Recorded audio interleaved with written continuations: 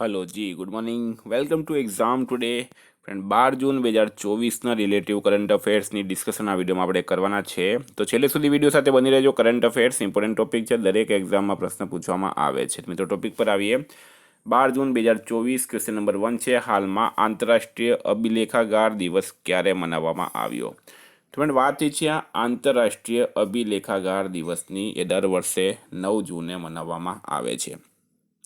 Important ડેટ્સની વાત છે તો હાલમાં 9 જૂને વિશ્વ પ્રત્યાયન દિવસ પણ મનાવાયો, 8 જૂને વિશ્વ મહાસાગર દિવસ, 7 જૂને વિશ્વ ખાદ્ય સુરક્ષા દિવસ, 6 જૂને સંયુક્ત રાષ્ટ્ર રશિયન ભાષા દિવસ, 5 જૂન વિશ્વ પર્યાવરણ દિવસ, 3 જૂન વિશ્વ સાયકલ દિવસ અને 2 જૂન તેલંગાના સ્થાપના દિવસ. તો તમામ દિવસ ઇમ્પોર્ટન્ટ રહેશે મિત્રો, યાદ રાખવાના છે. હાલમાં કોણ ભારતીય નૌસેનાની પહેલી મહિલા હેલિકોપ્ટર પાયલટ બની છે? તો ભારતની નૌસેનાની પ્રથમ મહિલા હેલિકોપ્ટર પાયલટ કોણ બની? તો ફ્રેન્ડ રાઈટ આન્સર છે આમાં અનામિકા રાજીવ. અનામિકા રાજીવ જે છે એ ભારતીય નૌસેનાની પહેલી મહિલા હેલિકોપ્ટર પાયલટ બની છે. અનામિકા રાજીવ રાઈટ આન્સર થશે આની અંદર. હાલમાં થયેલ 18મી લોકસભાની ચૂંટણીમાં સર્વાધિક મતદાન ક્યાં થયું છે? તો પણ તમને ખ્યાલ હશે હાલમાં 18મી લોકસભાની ચૂંટણી થઈ છે. એનડીએની ફરી એક વખત સરકાર બની, નરેન્દ્ર મોદીએ વડાપ્રધાનની શપથ લીધી. ચૂંટણી આયોગ જે છે મિત્રો એણે આંકડા બહાર પાડ્યા એ પ્રમાણે ભારતની અંદર જે 2024માં લોકસભાની ચૂંટણી થઈ છે એમાં કુલ મતદાન થયું છે 65.79%, બરાબર. 65.79% સમથિંગ વોટિંગ થયું છે ટોટલ. એમાં લક્ષદ્વીપમાં સૌથી વધારે થયું છે. લક્ષદ્વીપમાં 84%. કેટલું થયું છે? 84% લક્ષદ્વીપમાં સૌથી વધારે વોટિંગ થયું છે. મિત્રો બિહારમાં સૌથી ઓછું થયું છે 56%. લગભગ 56% વોટિંગ બિહારમાં થયું છે, એ સૌથી ઓછું છે. ભારતમાં 62.5 કરોડ 64.2 કરોડ 64.2 કરોડ વોટરોએ વોટિંગ કર્યું છે. હાલમાં ભારતની એક્ઝિમ બેંકે ક્યાં પોતાનું કાર્યાલય ખોલ્યું? મિત્રો અહીંયા જો એક્સિસ બેંક નહીં પણ એક્ઝિમ બેંકની વાત થઈ છે, બરાબર. એક્ઝિમ બેંકે ક્યાં પોતાનું કાર્યાલય ખોલ્યું? તો રાઈટ આન્સર છે ફ્રેન્ડ નેરોબી ખાતે. નેરોબી ખાતે એક્ઝિમ બેંકે પોતાનું કાર્યાલય ખોલ્યું છે. એક્ઝિમ એટલે કે એક્સપોર્ટ ઇમ્પોર્ટ બેંક. નેરોબી કેન્યાનું પાટનગર છે. વિદ્યાર્થી મિત્રો સ્પેશિયલી કહું છું, Gujarat police constable, PSI, LRD, GPSC, high court, Gujarat સરકારને લગતી કોઈ પણ એક્ઝામ માટે આ એપ્લિકેશન ડાઉનલોડ કરી લો. આમાં તમને ગુજરાત, ઇતિહાસ, ભૂગોળ, મેથ્સ, ઇંગ્લિશ, રિઝનિંગ, બંધારણ, જીકે, કરંટ અફેર્સ, સાયન્સ અને ટેકનોલોજી જેવી ટોટલ તમામ સબ્જેક્ટની ટેસ્ટ મળશે, બરાબર. તમામ સબ્જેક્ટની આ રીતના ટેસ્ટ મળશે. ઉપર તમારામાં ટાઈમ ચાલશે, બરાબર. સબમિટ બટન મળશે.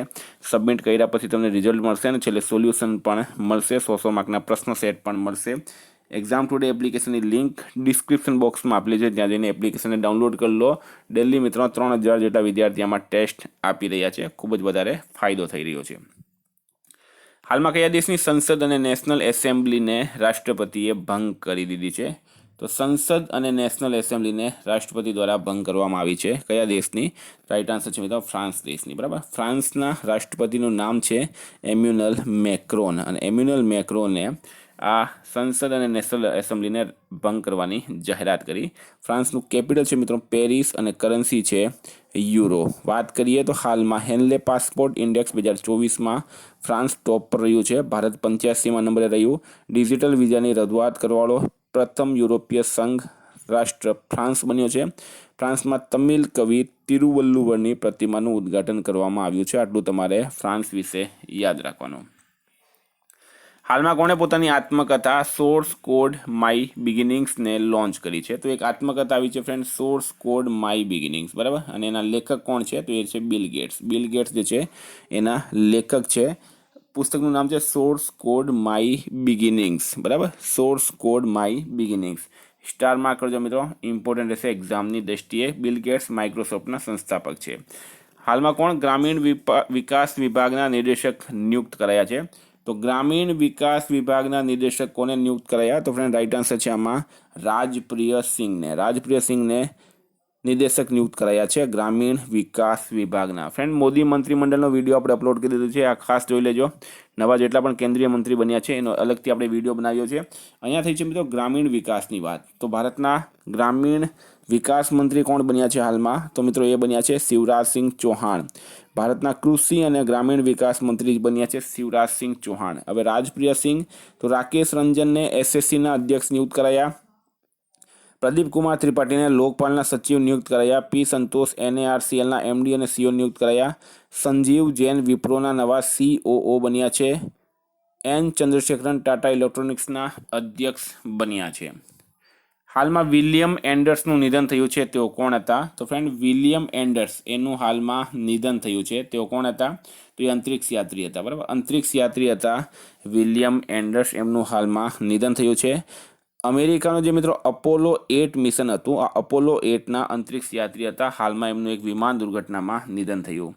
હાલમાં આવેલ પ્લાસ્ટિક કુપ્રબંધન રેન્કિંગમાં ભારત કયા સ્થાને છે? તો ફ્રેન્ડ પ્લાસ્ટિક કુપ્રબંધન, બરાબર, એટલે કે પ્લાસ્ટિક મિસમેનેજમેન્ટ રેન્કિંગ, આ એક નવી જ રેન્કિંગ છે ફ્રેન્ડ, બરાબર. અને એમાં કોણ ટોપ પર રહ્યું છે? તો ચાઇનામાં ટોપ પર રહ્યું છે.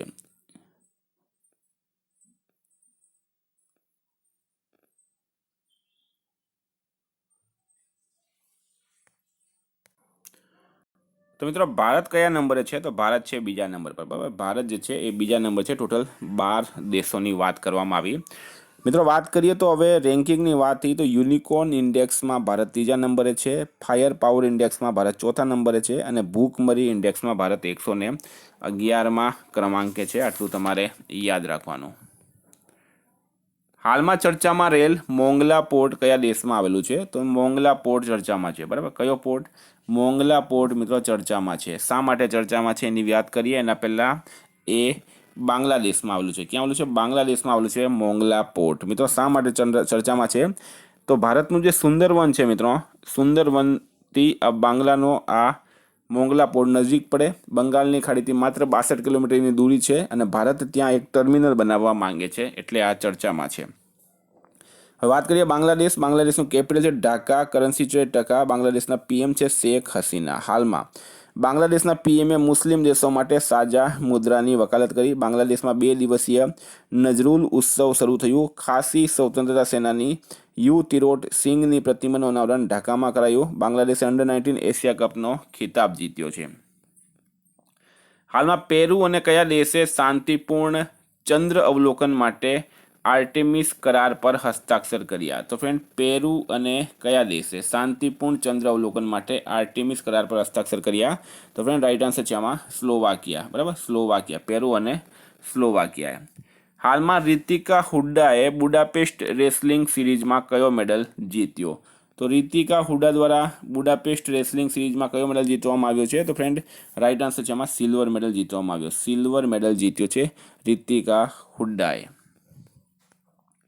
હાલમાં ફ્રેન્ચ ઓપન 2024 પુરુષ એકલનો ખિતાબ કોણે જીત્યો? તો મિત્રો એ જીત્યો છે કાર્લોસ અલ્કરાજ. કાર્લોસ અલ્કરાજ દ્વારા ફ્રેન્ચ ઓપન 2024 પુરુષ એકલનો ખિતાબ જીતવામાં આવ્યો. અને મહિલા એકલનો ખિતાબ જીત્યો છે ઈગા સ્વીટેક. બેઉના નામ યાદ રાખજો.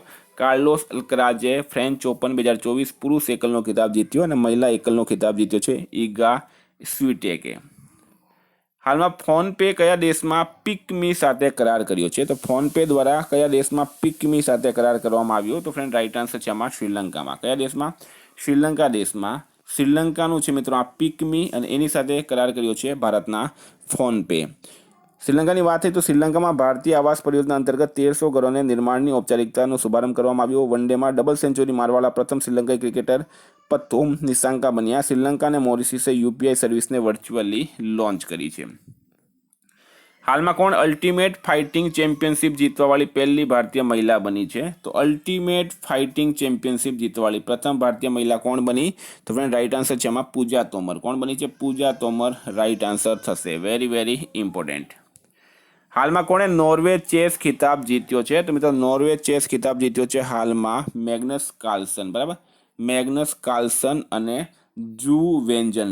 મેગ્નસ કાર્લસન મેલમાં જીત્યો છે અને જુ વેન્જન છે મિત્રો એમને ફિમેલમાં જીત્યો. બંને વસ્તુ યાદ રાખો. હાલમાં મોટો જીપી ઇન્ડિયા 2025નું ક્યાં આયોજન કરાશે? તો મોટો જીપી ઇન્ડિયા, બરાબર, મોટો જીપી ઇન્ડિયા 2025નું ક્યાં આયોજન કરવામાં આવશે? તો રાઈટ આન્સર છે આમાં ગ્રેટર નોઈડા ખાતે, બરાબર. ગ્રેટર નોઈડા ખાતે આનું આયોજન કરવામાં આવશે. ગ્રેટર નોઈડામાં આવેલું છે બુંડા ઇન્ટરનેશનલ સર્કિટ. વિદ્યાર્થી મિત્રો, આ હતા કરંટના પ્રશ્નો. રિવિઝનની વાત કરીએ તો વિશ્વ પ્રત્યાયન દિવસ 9 જૂન. ભારત અને કયા દેશની નેવી વચ્ચે 6ઠ્ઠી સ્ટાફ વાર્તા સંપન્ન થઈ? તો ઓમાન. ભારતીય પ્રવાસી કલાકારોએ ક્યાં મેટ્રો રિવાઇવલ નામક એક પ્રદર્શનીનું આયોજન કર્યું? તો યુએઈમાં. કોના દ્વારા દુનિયાનો પહેલો ઈવી બેટરી પાસપોર્ટ રજૂ કરાયો? તો વોલ્વો દ્વારા. ભારત અને કયા દેશ વચ્ચે પહેલી કમાન્ડ અને કંટ્રોલ કમ્પેટિબિલિટી બોર્ડની બેઠકનું આયોજન થયું? તો અમેરિકા. ભારતનો પહેલો બાયોસ્ફિયર રિઝર્વ ટાઈગર રિઝર્વના અંદર ક્યાં બનાવવામાં આવ્યો? તો ઉત્તરાખંડમાં. કોણે Dilip boss life time achievement award જીત્યો છે? તો રોહિણી લોખંડે અને નરસિંગે જીત્યો. હાલમાં આવેલ ચક્રવાત રેમલને કયા દેશે નામ આપ્યું? તો ઓમાને આપ્યું. કોણે એક ડિજિટલ ટ્રાન્ઝેક્શન ઇન્ટેલિજન્સ પ્લેટફોર્મ સ્થાપિત કરવાની જાહેરાત કરી? તો આરબીઆઈએ કરી. રામોજી રાવનું નિધન થયું છે. તેઓ મીડિયા દિગ્ગજ હતા. હાલમાં ક્યાં પ્રેરણા સ્થળનો વિકાસ થઈ રહ્યો છે? તો દિલ્હી ખાતે. કેન્દ્રીય કૃષિ અને પરિવાર કલ્યાણ મંત્રાલય મુજબ કેટલા ખેડૂતોએ પીએમ કિસાન સન્માન નિધિને છોડી? તો 1,16,000. હાલમાં ત્રીજી ભારતીય વિશ્લેષણાત્મક કોંગ્રેસનું ક્યાં આયોજન કરાયું? તો દહેરાદૂન ખાતે. કુમુદ સેનીએ તીરંદાજી એશિયા કપ 2024 ચરણ 3માં કયો મેડલ જીત્યો? તો ગોલ્ડ મેડલ. હાલમાં ભારતના અમન શેરાવતે હંગરીના બુડાપેસ્ટમાં કુસ્તી રેન્કિંગ સિરીઝ 2024માં કયો મેડલ જીત્યો? તો સિલ્વર મેડલ. ગામ્બિયાના સિવિલ સેવકો માટે ચોથો મિડ કરિયર પ્રશિક્ષણ કાર્યક્રમ ક્યાં સંપન્ન થયો? તો ન્યૂ દિલ્હી ખાતે. ફ્રેન્ડ, ગઈકાલે તમને પ્રશ્ન પૂછાયો, હાલમાં યુએનએ કયા દેશને બ્લેકલિસ્ટ કર્યો હતો? તો ઇઝરાઇલ રાઇટ આન્સર હતું. આજનો પ્રશ્ન છે, હાલમાં CR પાટીલને કેન્દ્ર સરકારમાં કયો મંત્રાલય સોંપવામાં આવ્યો? એનો જવાબ તમારે કમેન્ટ બોક્સમાં જણાવવાનું. ફ્રેન્ડ, વોટ્સએપ અને ટેલિગ્રામની લિંક ડિસ્ક્રિપ્શન બોક્સમાં આપેલી છે. PDF માટે 9510411961 પર કોન્ટેક્ટ કરો. Thank you. ફરી મળીશું આ વિડીયો સાથે. જય હિન્દ.